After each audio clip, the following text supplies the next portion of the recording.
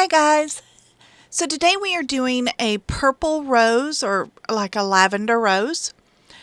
And to start off with, I used, for the background, phthalo blue, phthalo green, dioxazine purple, titanium white, and ivory black. And it's kind of hard to see, but I am kind of mixing up my colors. So in some areas I have more blue, some areas I have more green, a little bit of purple. I'm just mixing it up. It's hard to tell because my camera doesn't differentiate the colors very well. But just know that I'm just kind of, doing a mottled background with, those three main colors. And I'm using my larger round blender brush by Princeton. It's the number 12. And the link to that on Amazon is listed below.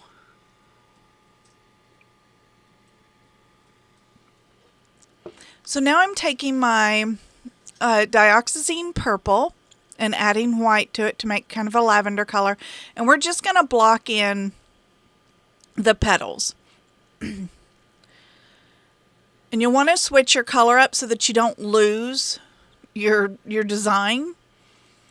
But this layer, I didn't do a base coat on my rock. And because this is, it's made of cement, it's going to absorb any moisture in the paint almost immediately, so it dries very quick. So I need to just block in my color, which is also going to seal the rock so that it stops absorbing the moisture out of the paint so fast. But you will see that I am going to be changing the color so that I can keep track of where my petals are.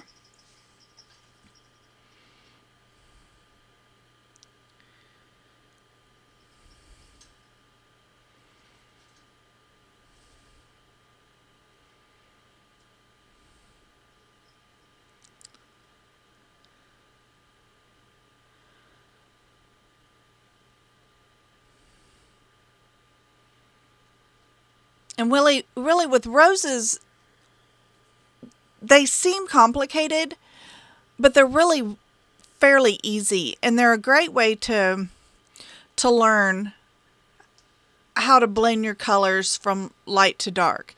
Because your petal's always going to be darker when it's underneath a petal.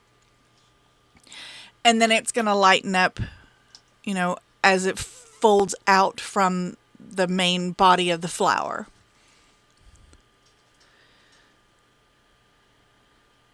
It's a fairly limited color palette. You just need one color, and you're going to either darken it or lighten it with black. A lot of times, you really don't even need to, like the darkest color could be the true color out of the paint tube. And then all you're going to do is lighten it up with white. Now, with red, that becomes a little bit more difficult because red, when you start lightening up, is going to turn pink. And that can, change the whole look of the flower and make it look more pink than red. So sometimes if you're going to do a red flower, you might want to lighten it up with an orange. Or with red, sometimes it's easier just to buy the red paints, the red hues. So you would buy a darker red and then a little bit lighter red, as opposed to using white to lighten it. It's really the only color out there that changes so much that it's almost better to just buy the paints out of the tube. So, but with any other color, you would just need white to lighten it and black to darken it. So I used very little black in this flower, because the dioxazine purple comes out of the tube very dark, and that was as dark as I really wanted to go. The only place I think I used black was towards the very center, and the petal in the front that's folded out, and you can see the underside of the petal in front of it. And that would be kind of the center of the rock. Right in that, there's like a rectangle section right in there, and I used a little bit of black in that spot. But other than that, and right around the very center, the darkest areas are just done with dioxazine purple straight out of the tube.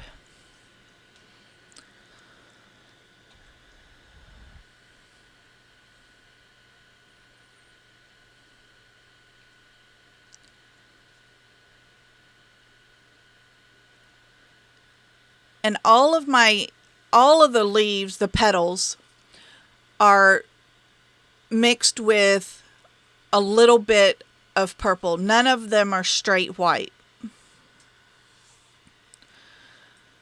You'll see I'll take straight white right along the edges, but they're blending into purple that's already on the rock, so it's making it a very, very light lavender. You see how I put the dark down and then I come over it with a lighter color, so it's going to blend in there just a little bit, and it's going to turn it into a lighter lavender. That's the way you're going to blend this. You could use a glaze, which I do later on, but while I'm still just blocking color on the rock, I'll put down the dark and then take a lighter color. And as I spread that on there, I'm picking up some of that dark paint that I had already put down. It's still a little wet, and that's helping blend it up the petal. I don't know if that makes any sense at all. It's hard. Sometimes it's hard to explain exactly what you're doing to make it make any sense.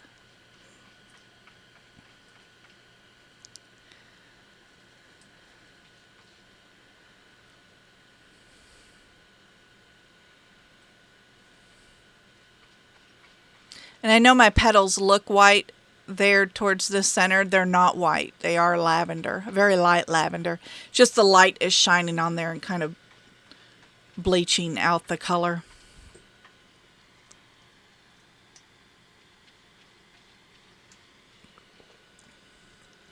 So now that I've got my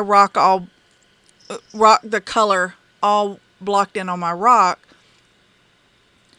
I'm going to go in for a second coat. This is where you're going to start, working on your blending. I do want some like striations through the petals, because in my reference photo you could see those lines coming through the petals. So I'm just going to use that that's just going to be your brush strokes. You're going to see those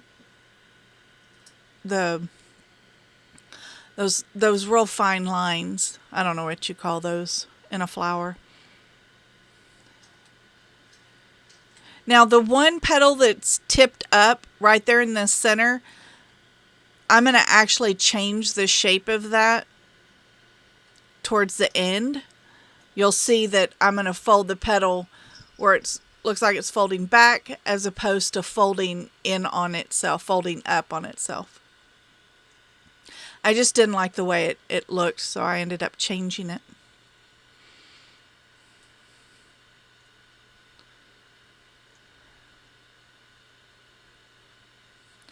And I left some of my petals that are towards the back and underneath the main body of the flower. I left those kind of blurry, and the way you do that is don't sharpen the edges of the petal with your paint.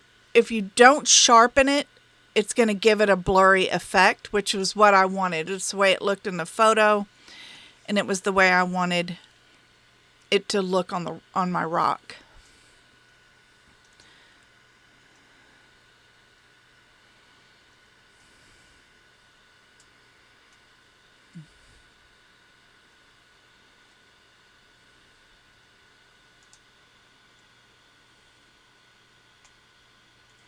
So it's kind of like outlining the petal, but then you're going to go in and blend the paint down to that outline so that it doesn't look so much like an outline, so it looks more like a blend. That's the petal right there that I'm painting around. That darker small petal is one of them that I left blurry by not crisping up the edge, with a crisp line of paint.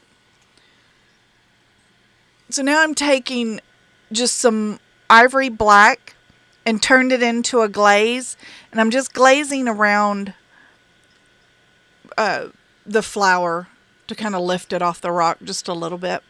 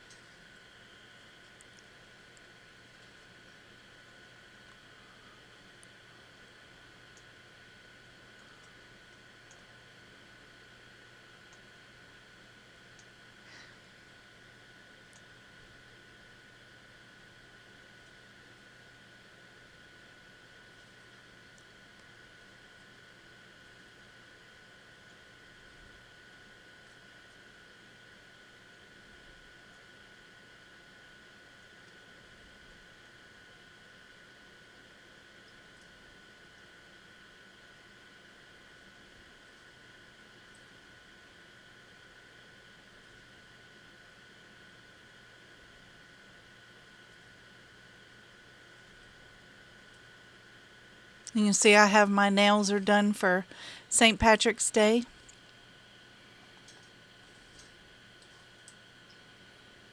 I use the Color Street nail strips on my nails. I just love those. There's a link down below if you're interested in seeing what they're all about. They're a dry nail polish. And I actually have mine doubled. I have silver underneath the green. So it gives it kind of a different look. Anyway, I'm just going to keep going back and forth. Now I'm taking a raked or a combed brush, and here's where I'm adding in those, like the lines in the petals. And they seem dark now, but I'm going to glaze over the whole thing, and it's going to tone all that down. It's going to dial it down a little bit.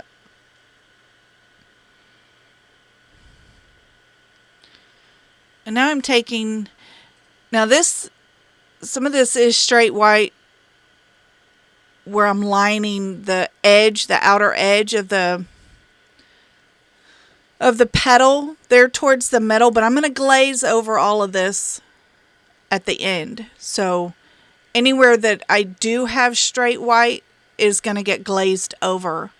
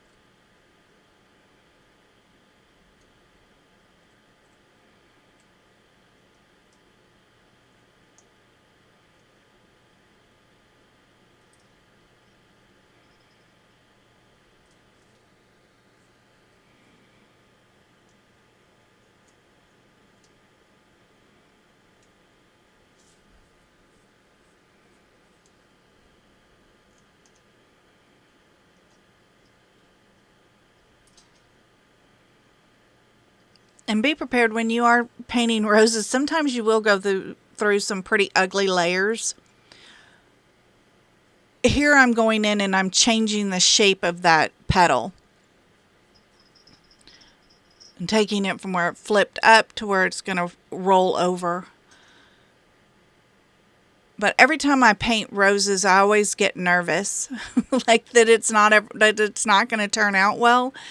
But you just have to keep painting through the process and know that it will start to take shape and start to look good. Just kind of have faith in the process, because mine always go through some pretty ugly layers while I'm blocking in the color.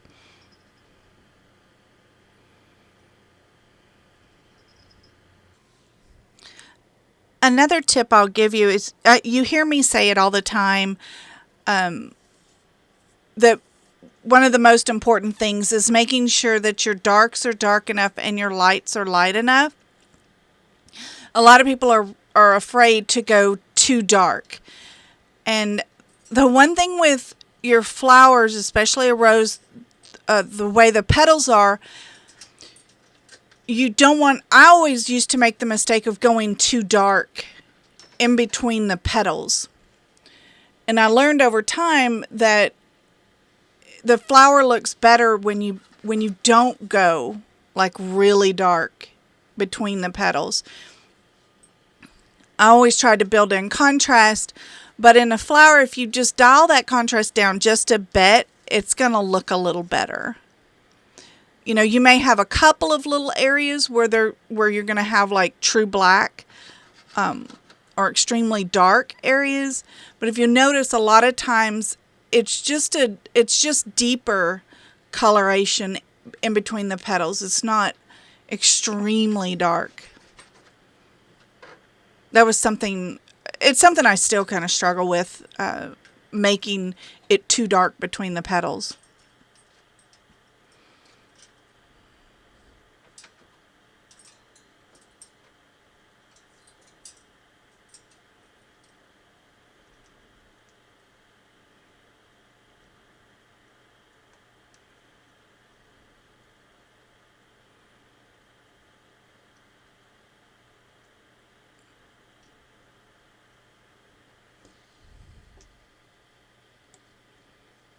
And here's where I'm glazing over,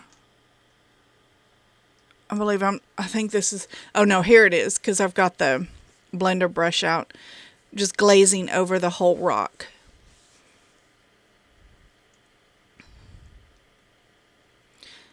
And now it's time to sign it, which means we are almost done. And there we go. So I hope you enjoyed this video, and I will see you in the next one.